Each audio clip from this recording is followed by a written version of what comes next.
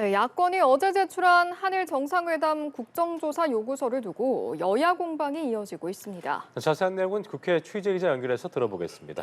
나경열 기자. 네, 야권이 제출한 국정조사 요구서는 오늘 본회의에서 보고가 됩니다. 여야 협의를 통해 국정조사 특위를 구성해야 하지만 여당이 반대하고 있어서 향후 절차가 제대로 진행될지는 의문입니다. 민주당은 국조 추진과 함께 각 상임위별 청문회를 열어 한일 정상회담과 관련한 의혹을 규명해야 한다고 주장하고 있습니다. 국회에선 후쿠시마산 수산물 수입 반대와 대일 굴욕 외교 규탄 대회를 열었는데 민주당 윤재갑 의원이 삭발을 하는 등 공세 수위를 더 끌어올리고 있습니다. 민주당은 여기다 김성한 국가안보실장 사태에 대한 비판도 이어갔는데요. 박홍근 원내대표는 정말 블랙핑크와 레이디 가가 합동 공연 제안을 보고받지 못해서 대미 정책을 총괄하는 국가안보실장이 사퇴했다는 거냐며 대통령 안보실이 이토록 허접한 곳이 됐냐고 지적했습니다.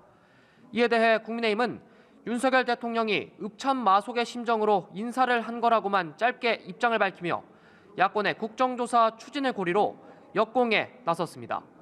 정상 외교를 국정조사 대상으로 언급하는 것 자체가 외교적 결례를 범하는 거라고 했는데요. 주호영 원내대표는 지금까지 정상 외교를 대상으로 국조가 시행된 적은 단 한 차례도 없다고 했는데 통상적인 정상 외교마저 국정조사의 대상이 되는 나라가 됐다며 어느 나라가 우리나라와 외교를 하려고 하겠느냐고 날을 세웠습니다.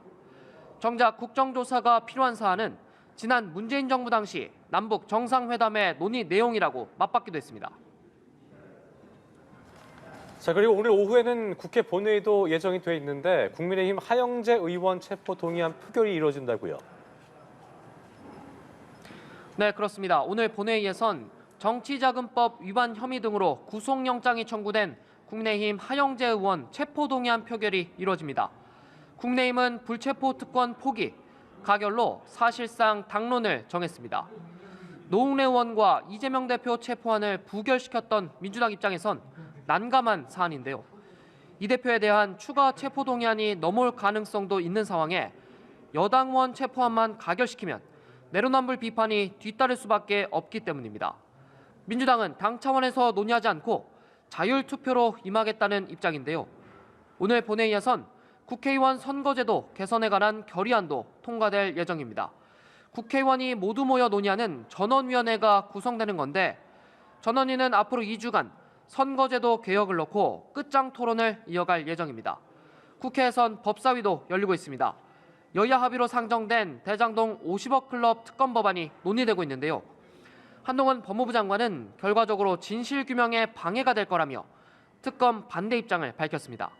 민주당은 김건희 여사 특검 법안도 상정해야 한다는 입장인데 국민의힘은 반대하고 있습니다. 지금까지 국회에서 전해드렸습니다.